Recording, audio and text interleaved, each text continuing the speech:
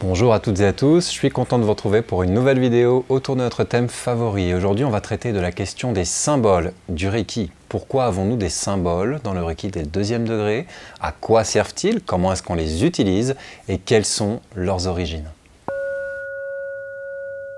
Alors déjà, on peut se demander pourquoi est-ce qu'on aurait besoin de symboles pour une pratique énergétique, et pour répondre à cette question simplement, il y a beaucoup de pratiques énergétiques différentes et dans le Reiki occidental, l'utilisation des symboles est vraiment nécessaire. Elle est utilisée systématiquement comme point de repère pour activer différentes qualités d'énergie et comme point de focalisation pour diriger l'énergie sur tel ou tel aspect de l'existence. Donc c'est une pratique qui a été conçue de cette manière-là à partir des années 50 par Madame Takata. Je vous renvoie à la vidéo que nous avons faite et publiée récemment sur les origines du Reiki et les différences entre Reiki occidental et Reiki traditionnel. Quelles sont les origines des symboles du Reiki? À la base, Mikao Usui transmettait un Reiju, qui est une forme d'initiation qui permet de canaliser l'énergie universelle de vie. Il partageait également des symboles qu'il avait inclus dans son système, le Usui Reiki Ryoho, qui ne nécessitaient pas d'initiation de Reiju pour les utiliser, qui étaient utilisables par n'importe qui les connaissait, mais qui permettaient d'améliorer la pratique et de diriger donc le Reiki dans un sens particulier. Les origines des symboles inclus par Mikao Usui sont multiples.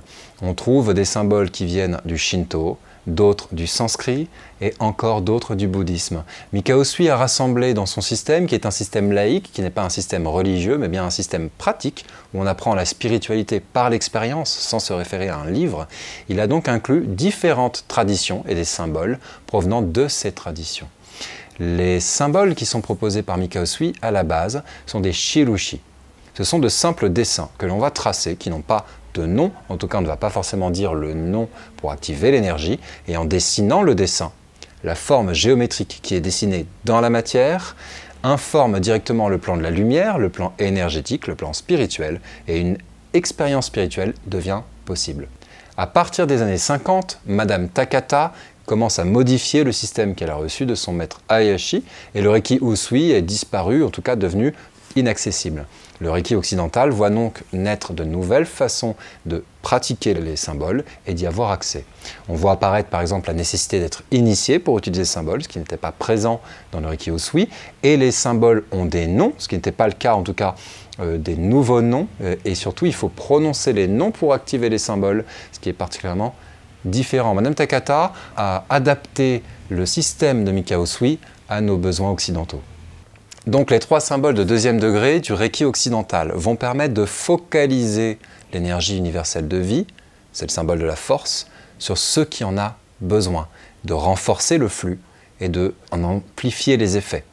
Le deuxième symbole, le symbole de l'harmonie, qu'on appelle encore le love symbole, le symbole de l'amour ou de la compassion, va permettre d'amener cette énergie d'amour sur toute la dimension émotionnelle, relationnel, mais encore toutes les disharmonies que nous pouvons rencontrer sur le plan énergétique, puisque tout est énergie d'un point de vue Reiki, on va pouvoir utiliser ce symbole pour rééquilibrer, réharmoniser les situations ou les relations qui sont disharmonieuses ou les dimensions blessées en nous sur le plan émotionnel. Ceci est donc une utilisation du Reiki occidental à partir du symbole de Usui.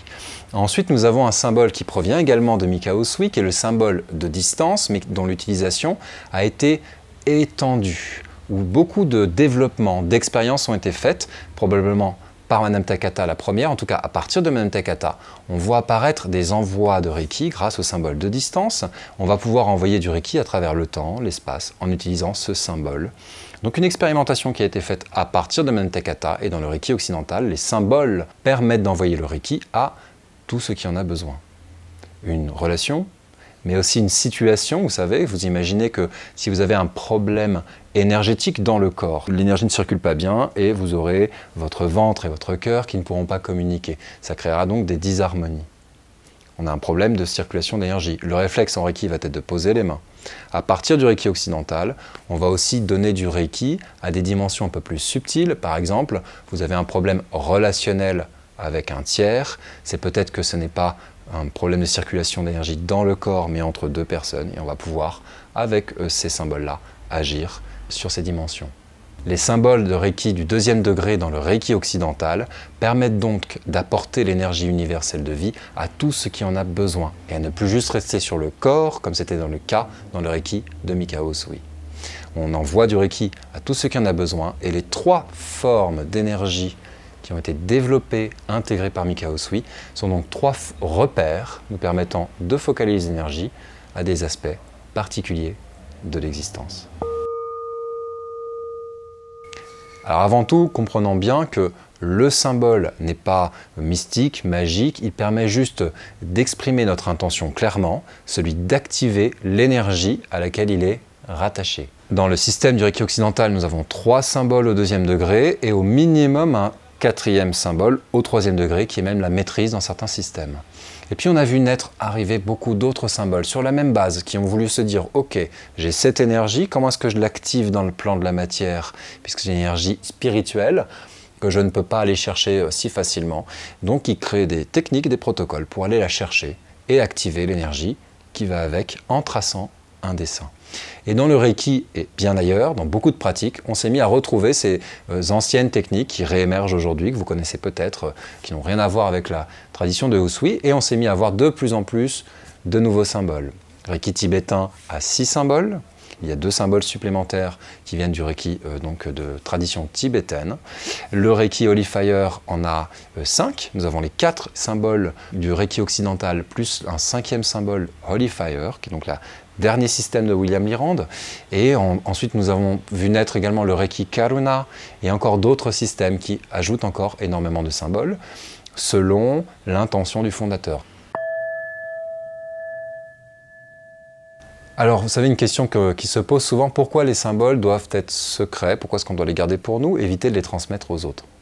Il y a une raison très simple, c'est une raison métaphysique, elle est très bien expliquée d'ailleurs par William Lyrand dans ses formations. Le secret, c'est pas pour empêcher d'autres de savoir ou pour se garder des pouvoirs qu'on ne partagerait pas aux autres. C'est plutôt pour protéger ceux qui vont apprendre ces symboles et éviter qu'il se crée autour du symbole une énergie qui n'y correspond pas. Je vous explique. Quand vous découvrez le symbole, vous découvrez dans un stage, vous recevez l'initiation correspondante, puisque dans le Reiki occidental, il faut une initiation. Et surtout, vous vivez immédiatement des expériences avec le symbole qui correspond. Si vous êtes renseigné sur le symbole avant, cette réponse est valable pour tous les secrets initiatiques dont vous avez peut-être entendu parler. C'est bien pour protéger le jeune initié. Si vous l'avez découvert avant, en fait, vous n'avez rien découvert du tout.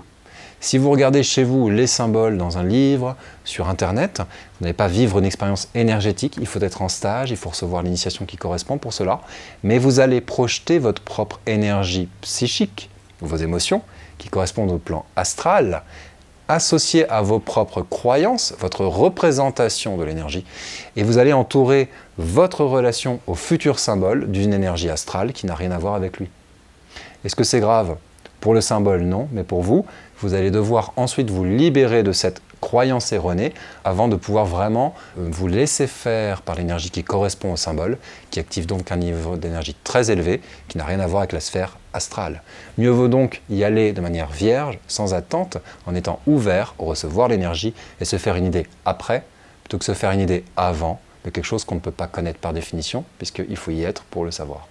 Mais ça nous fait comprendre les accusations de temps en temps des symboles qui seraient sataniques, négatifs. Le symbole n'est pas porteur de mauvaise énergie, mais lorsque l'on commence à fantasmer autour, que l'on se détourne des enseignements traditionnels et qu'on se fait beaucoup d'idées autour du symbole, qu'on le détourne pour le mettre au service de notre ego, plutôt que de mettre notre ego au service du spirituel, on finit par entourer de ces symboles des énergies non bénéfiques, voire maléfiques, c'est-à-dire qui apportent de mauvais résultats. On ne peut pas polluer les symboles, simplement ce ne sont que des dessins, mais nous pouvons polluer notre relation aux symboles et parfois rentrer dans des lignées ou des groupes qui pratiquent, même si c'est les mêmes dessins, des symboles qui activent une énergie qui n'ont rien à voir. Lorsque l'on associe notre croyance à un dessin et que l'on est des dizaines, des centaines, des milliers à le faire, se créent des égrégores très bas et en fonction de où est-ce que vous apprenez Reiki avec qui, vous allez peut-être recevoir l'énergie de cet égrégore plutôt que de recevoir l'énergie pure, spirituelle et lumineuse du Reiki. Lorsque l'on voit des gens qui font des témoignages disant qu'ils ont eu l'impression d'avoir plus d'énergie négative que d'énergie positive pendant les séances de Reiki, oui, ça existe. Mais ce n'est pas une séance de Reiki, c'est une séance d'égrégore, d'amas, d'agrégats psychiques que l'on a collés sur des dessins qu'on a confondus avec les symboles de Mikao Usui. C'est pour ça que c'est important de marcher dans une lignée qui a été vérifiée, qui a bien travaillé, qui a respecté le travail des prédécesseurs, qui a honoré ses maîtres et qui nous donne des explications sur les origines et la destination que l'on prend lorsque l'on pratique les symboles du Reiki. Je tiens tout de même à préciser, et je vous rappelle que la loi de base universelle qui régit le fonctionnement de l'énergie, c'est les énergies similaires s'attirent, qu'on peut formuler autrement, l'extérieur est le reflet de l'intérieur, et vous ne risquez pas de tomber par hasard dans un mauvais groupe. Si vous récupérez une énergie négative, c'est un lieu commun en énergie, c'est une information sur vous, sur votre cheminement, et vous pouvez même être dans une très bonne lignée, et ça ne changera rien, cette loi est universelle. Donc restons paisibles, il n'y a pas d'autre danger que de se révéler à soi-même, de toute façon. Maintenant, ces symboles ne sont que des portes, et c'est l'intention qu'il va y avoir derrière, qui va donner des résultats. Dans tous les cas, ces symboles énergétiques, leur vocation est de nous relier à une dimension plus élevée que la conscience humaine, que les attentes humaines, et donc qui apporte la force, l'amour et la lumière pour les trois symboles principaux du Reiki. Et lorsque l'on se relie de cette manière-là, sans attente, sans trop savoir, même peut-être en étant un peu gêné, dérangé ou en étant en colère, on peut demander à ces formes d'énergie de nous soutenir, tout simplement parce qu'elles ne dépendent pas ni de nos attentions, de nos attentes ou de nos besoins. Et donc la seule chose très très simple, en fait, qui nous permettra de bénéficier de tout leur potentiel, plutôt que de vouloir aligner les symboles sur nos attentes, c'est de nous aligner sur leur énergie. La question du jour pour terminer, vous savez qu'on le fait à chaque vidéo, quel est votre symbole préféré? Symbole du Reiki, n'hésitez pas à le mettre dans les commentaires, peut-être que c'est un symbole dont on a parlé dans cette vidéo, un symbole que nous ne connaissons pas ou dont nous n'avons pas traité. Quel est votre symbole préféré? Mettez-le dans le commentaire, qu'est-ce qu'il vous apporte au quotidien? En attendant, j'espère que ça vous a apporté des éléments d'information. Ces prochaines vidéos seront dans le même thème. On va chercher à la fois à vous donner des outils pour mieux pratiquer, mais aussi des informations théoriques pour pouvoir mieux comprendre d'où est-ce qu'on vient. Parce que quand on sait d'où on vient, on sait mieux où on va en général.